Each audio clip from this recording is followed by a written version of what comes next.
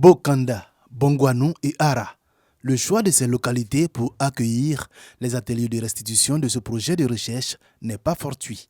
La pratique de la cacaoculture extensive dans cette région y a contribué à une déforestation intense et à la réduction drastique de la pluviométrie.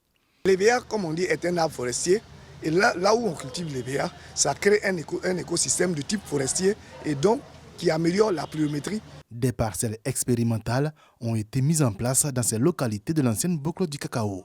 Objectif, définir les conditions de la pratique optimale de l'hébiaculture dans ce nouvel écosystème.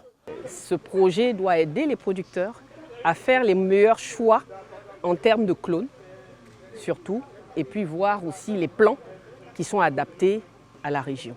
Financé par la PROMAC en partenariat avec le Fonds interprofessionnel pour la recherche et le conseil agricole, FIRCA, le projet est mis en œuvre par le Centre national de recherche agronomique, CNRA. Après 15 années de conduite, les résultats obtenus sont encourageants pour la filière. Nous pouvons affirmer que Bokanda est propice à la culture de l'EVA, mais il faut planter le matériel qu'il faut, c'est-à-dire les plants débourrés en sac. Il faut planter à la saison qu'il faut, c'est-à-dire avril, mai et juin. Et il faut planter, pour que la plantation soit rentable, il faut utiliser les plants débourrés en sac et le clone IRCA 230. Des résultats qui valent aussi bien pour Ara et Bongouanou, deux localités voisines dont la population devrait s'inspirer de cette étude pour grossir le rang des hébiaculteurs. Au départ, les gens disaient que la région, ça ne réussit pas. Quand nous on fait, les gens se moquaient de nous. Ah, ici, on fait EVA et ça va réussir. Mais par le courage, on a planté. Aujourd'hui, c'est bon. Outre le regain de vitalité de la filière évéicole, l'autre enjeu de ce projet est l'amélioration de la pluviométrie dans la région et la lutte contre la déforestation ainsi que le changement climatique.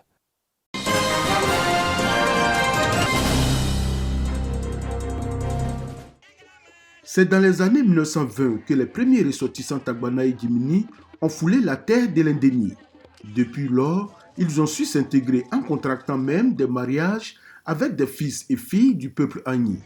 Mieux, depuis leur installation sur cette terre de l'Indénié, ils n'ont jamais été mis en difficulté par leurs hôtes. Pour magnifier cette intégration réussie, la communauté du Yambol vivant à Abengourou a décidé de rendre un hommage mérité au peuple Agni de l'Indénié et à son roi Nana Bouakwasi III pour leur hospitalité. Comment ne pas rendre un vibrant hommage à ce peuple épris de paix qui a favorisé l'installation et l'intégration des communautés du Yambol sur ces terres depuis des décennies. Les communautés du Yambol remercient Sa Majesté Nana Bouakwasi III d'avoir rendu possible le vivre ensemble. Une forte délégation du Yambol conduite par le doyen des cadres, le général Wassena Kone, et la doyenne des cadres, l'ex-ministre Hassana Sangaré, était présente pour exprimer son approbation à cette initiative exemplaire de leurs frères et sœurs vivant dans l'Indénié. Je voudrais, avec la même sincérité que mes frères de la grande région du Yambol, m'associer pleinement à cet hommage qui vous est rendu ainsi qu'à vos sujets. La démarche de la communauté du Yambol vivant dans l'Indénié a été saluée par les représentants du maire d'Abengourou et du président du conseil régional de l'Indénié Guablin qui se sont exprimés au nom du roi Nana Bouakwasi III.